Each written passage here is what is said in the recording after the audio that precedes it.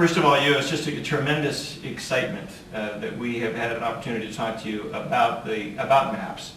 And tell us a little bit about how that got started and your excitement for what's happening in Malaysia.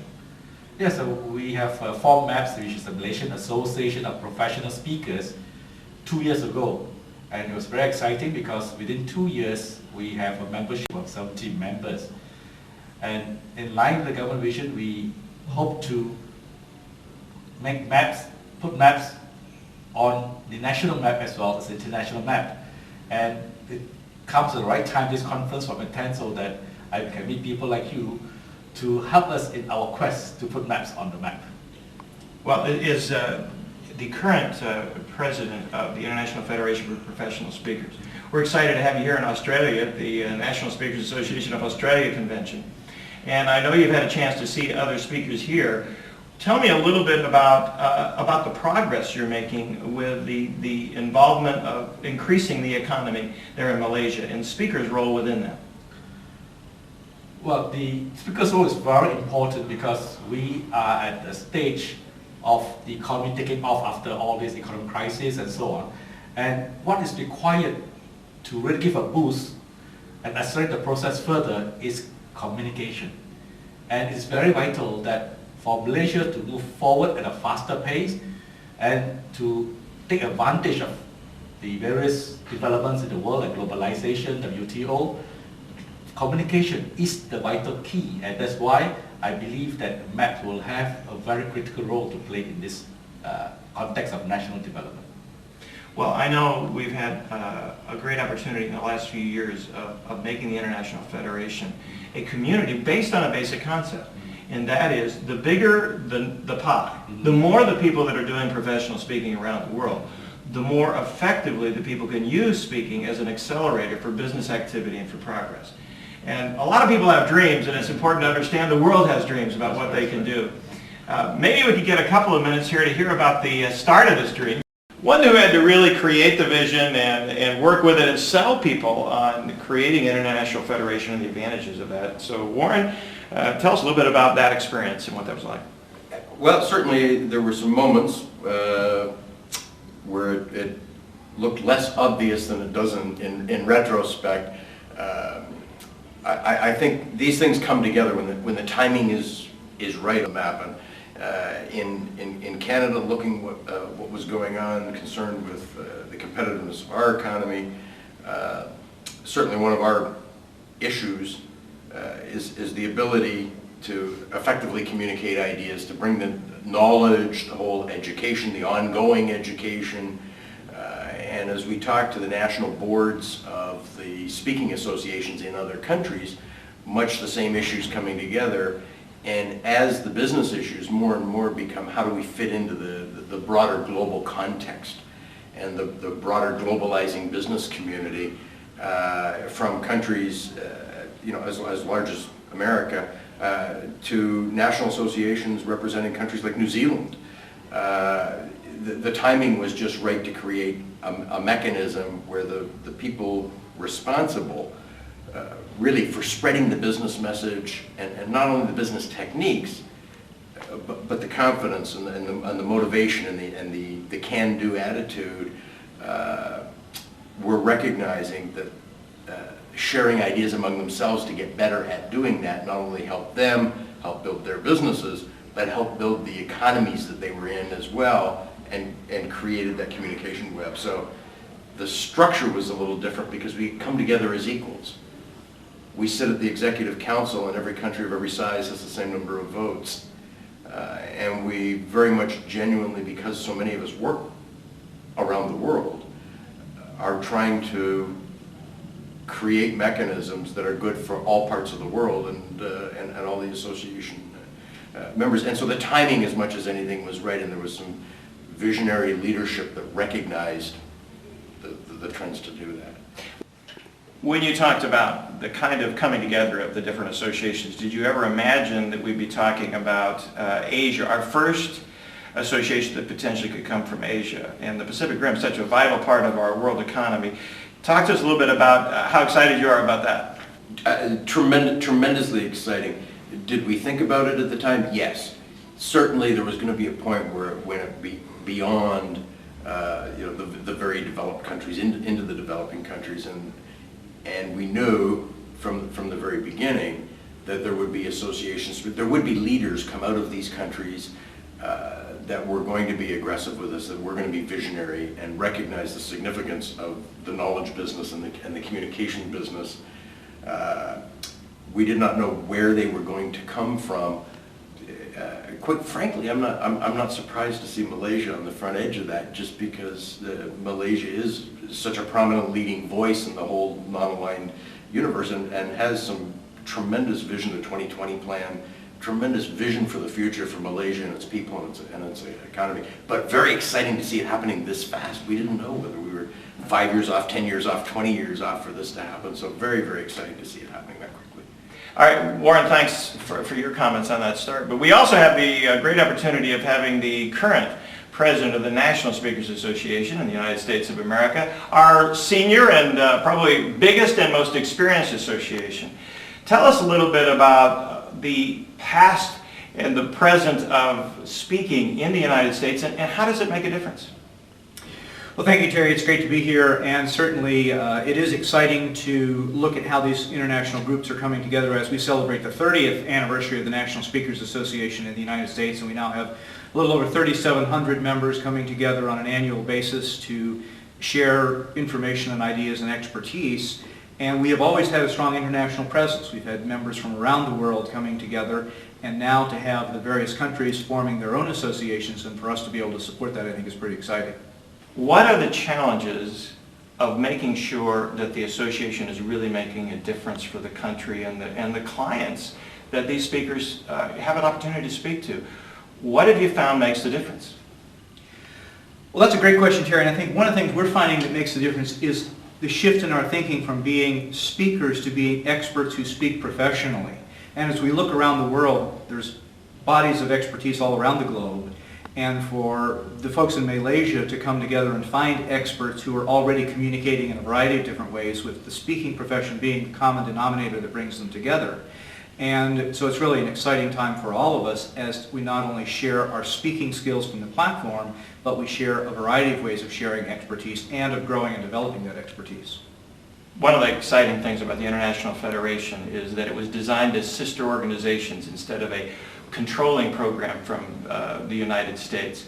Talk a little bit about what it feels like to come to the Australian convention and as a president participate and get to see our sister organizations working, coming with their insights and their knowledge and their experts.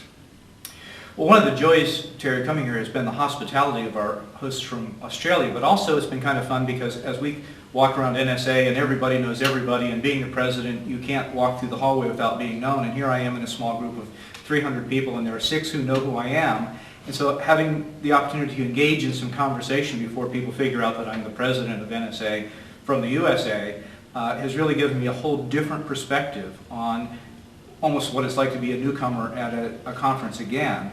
And that's an exciting opportunity, and yet also to tap into 20 plus years of experience in the business in the United States, and to be able to see how there are so many similarities around the world, yet uniquenesses in each culture. And it's been just a joy to be here in Australia and learn from our Australian colleagues. Thank you, Stephen. I think another person that we need to hear from, Kit Grant, who has shepherded this process, was our last year's president of the International Federation, and you've had a chance to play that encouraging and supportive role.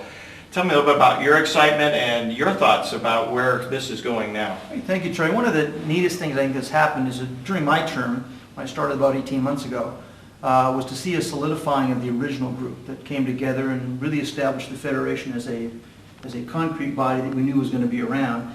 And I guess I heard at the start of my term a little bit about the Malaysian Association. And what I'm really impressed about is the progress that they've made in such a short period of time. That they're coming together now and are a real viable force. And I guess I'd like to go back to YKK and say, just what did you do to make that much progress in such a relatively short period of time from when we first heard about you? I think basically our members are very committed and excited about being the first Asian Speakers Association to be affiliated with the International Federation. So I make it a point for me personally, I'm very, very excited That's why I came personally to attend this conference to meet people like you and meet colleagues from Australia, New Zealand, and many other countries. And also because our country wants to be a part of the international community of professional speakers. And among the first steps I've taken as taking over as the president is to establish a website. It's malaysiaspeakers.org. And with this vehicle mechanism and with the global communication system through emails and telephone calls, I think it will help to really put Malaysia on the world map. It sounds like you have very good footing. Where do you see the Association of Malaysia being in the next 18 months? Well, my committee, my board of people in the association has this vision of having 200 members by the end of this year. And not only that, we hope to organize conventions just like this one in Australia, where we invite speakers from our sister and organizations, and also perhaps the federation itself can send some speakers over to Malaysia, because Malaysians are very keen to learn from the international experts. We have constantly speakers coming from all over the world to speak in Malaysia, and I think that provides an excellent opportunity for speakers from professional organizations like the Federation, the National Speakers Association of the various countries, to come to Malaysia to share their knowledge and experience, and perhaps to cement closer ties to bring greater harmony to the world. One of the things that's happened in the other Federation countries is that the Speakers Associations have been a positive force within the country itself, the community. And how do you see that happening in Malaysia? I think Malaysia is even much more important, because we are a developing country. Like the other associations, I think we stand out in the sense that all the other members so far of the International Federation are developed countries. We're the first developing country to join as a member. And as such, we need to communicate our national goals and vision clearly to the people. Well, our leadership has very good vision. For example, that the Vision 2020 to make Malaysia a developed country in the true sense of the word is a holistic approach, not just about the income level, but about the total quality of life of its people. And with the formation of this association and with the expertise that we can source from the International Federation and other professional speakers association from the various countries, I think that will really help us to accelerate the process towards this goal of 2020. Let me just echo the comments that Kit said, because I think one of the things that you find in this role when you are in the international president's role is you realize that the key role you play is an encourager. We don't have the power, but we have the influence. That's right. I know when I was a member, also past president of the National Speakers Association, and early on we were on the board, we had an opportunity in the White House to spend some time with former President Clinton. Wow. And at that time he came out and he talked to the group and he made a very clear statement. He said, "You people are the hope merchants. You're the people who build the positive energy to take the country and help continue to move it forward." I think when you talk about developing countries, you not only need the infrastructure, you not only need the wonderful things that you have, but you need the heart and the soul of people ready to take it to the next level. And I know the kind of drive that you've put into this. And if that's any indication of the kind of people you're going to have, you're going to help make that developing country rise to a developed country very quickly. And we want you to know that we are all committed to hoping to make sure that that happens as quickly as possible. So we want you to know that we're in your camp, because the world is connected by the internet and all over the place, and we need more people committed to make it together a positive experience for all of us. So thank you for coming here and letting us share in some of your enthusiasm. I think it's also time for us to hear from one of our hosts from Australia, who is also a past president of the International Federation.